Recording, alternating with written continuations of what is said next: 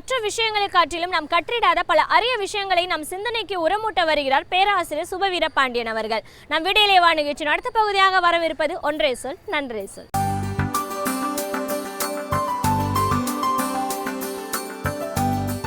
அனைவருக்கும் வணக்கம். பிற்கால சோழர்கள் நாயக்கர்கள் காலத்திலே தான் ஒரு குறிப்பிட்ட சமூகத்தினருக்கு எல்லா சலுகைகளையும் அளிப்பது, உழைக்கின்ற மக்கள் பெரும்பான்மையாக இருக்கிற வெகு மக்களை ஒடுக்குவது என்கிற நிலை ஒரு சமூகத்தில் பெரும்பான்மையாக ஏற்பட்டிருக்கிறது. இது ஏதோ பழைய தமிழ் மன்னர்களை குறை சொல்லுவதற்காக இல்லை. அந்த சோழர்கள் காலத்திலே தொடங்கி பிறகு நாயக்கர்களினுடைய காலத்தில் அது மிக கூடுதலாக ஆகியிருக்கிறது.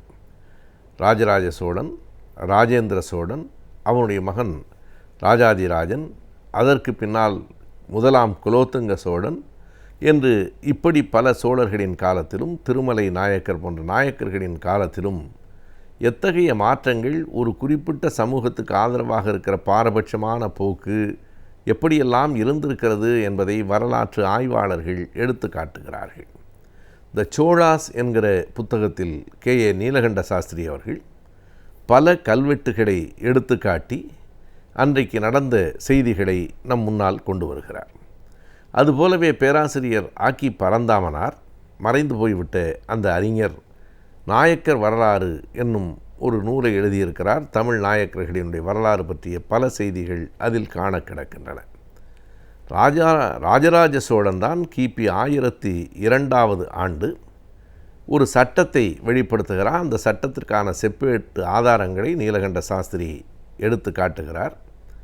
பிராமணர்களுக்கு என்று கொடுக்கப்பட்ட கிராமங்கள், அதாவது சதுர்வேதி மங்கலங்கள், 4 வேதங்களையும் அறிந்தவர்களுக்காகவே கொடுக்கப்பட்ட அந்த கிராமங்கள், இது தொடர்ந்திருக்கிறது, காலகாலமாக தொடர்ந்திருக்கிறது.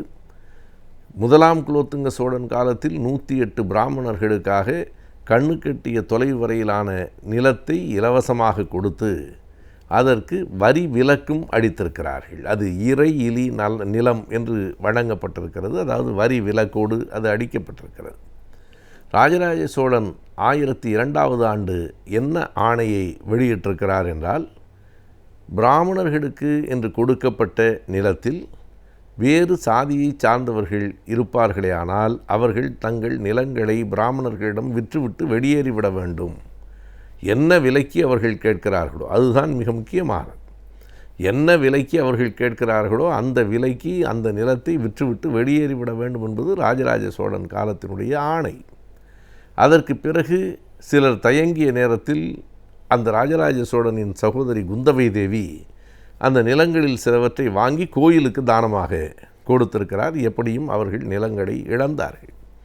இப்படித்தான் முதலாம் ராஜேந்திர சோழனும் அவனுடைய மகன் ராஜாதிராஜனும் தங்களினுடைய ஆட்சி காலத்திலே சமஸ்கிருத கல்லூரிகள் என்கிற அளவுக்கு பெரிய கல்வி நிறுவனங்களை ஏற்படுத்தினார்கள். அன்றைக்கு அதற்கு கல்லூரி என்று பெயர் இல்லை.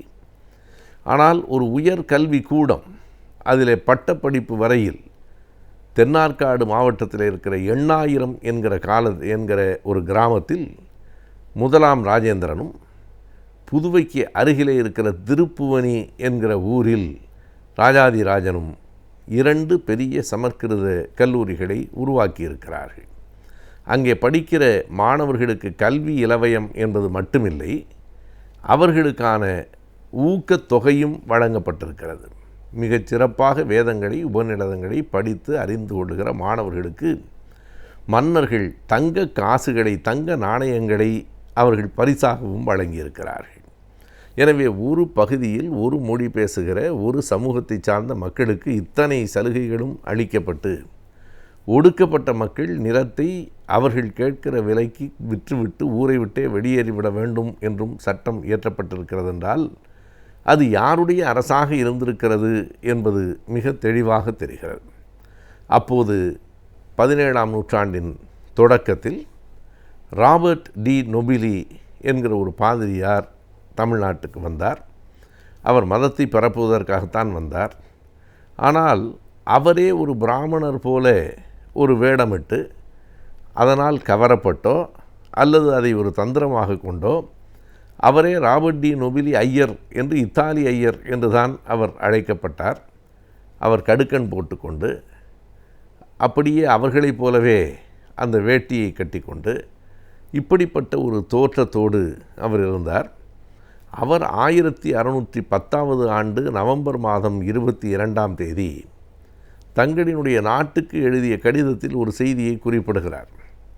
இந்தியாவிலே மிக வெளிப்படையாக பிறப்பின் அடிப்படையில் சாதியும் சாதியின் அடிப்படையில் ஏற்றத்தாழ்வுகளும் நிலை பெற்றிருக்கின்றன.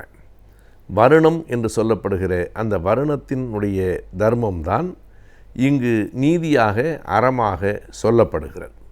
அப்படிப்பட்ட நிலையில் இங்கே ஒரு குறிப்பிட்ட சமூகத்தினருக்கு மட்டும்தான் கல்வி அளிக்கப்படுகிறது. மற்றவர்களுக்கு செல்வர்களின் வீட்டு திண்ணையிலோ அல்லது ஆசிரியர்களின் வீட்டு திண்ணையிலோ வெறும் சின்ன சின்ன பாடங்கள் மட்டும் சொல்லிக் கொடுக்கப்படுகின்றன. அவைதான் திண்ணை பள்ளிக்கூடம் என்று அழைக்கப்பட்டது. நீண்ட நெடு நாட்களுக்கு திண்ணை பள்ளிக்கூடங்கள் நம் நாட்டில் இருந்து கொண்டே இருந்தன. அது திண்ணைதான். அதை திண்ணை பள்ளிக்கூடம் என்று உயர்த்தி சொன்னார்களே தவிர அது வெறும் திண்ணை தான். அந்த திண்ணையிலே அமர்ந்து சில எழுத்துகள் சில எண்களை மட்டும் கற்றுக் கொடுத்த அந்த கல்விதான் இருந்ததே தவிர வேதங்கள், உபநிடதங்கள், தத்துவங்கள், விவாதங்கள், தர்க்கங்கள் இவைகளையெல்லாம் கற்றுக்கொள்ளுகிற வாய்ப்பும் வசதியும் ஒரே ஒரு சமூகத்திற்கு மட்டும் வழங்கப்பட்டது.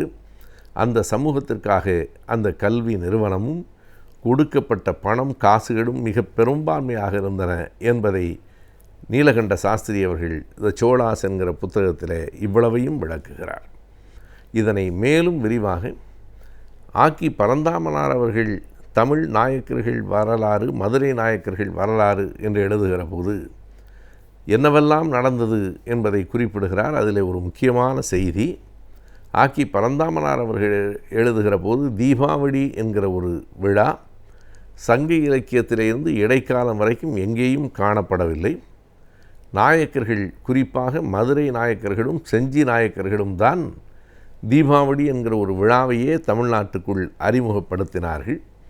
அந்த நாயக்கர்களால் தான் அப்படி ஒரு பண்டிகை வந்ததே தவிர அதற்கு முன்னால் தமிழ்நாட்டில் எந்த இடத்திலும் அந்த பண்டிகை இல்லை என்று எழுதுகிறார்.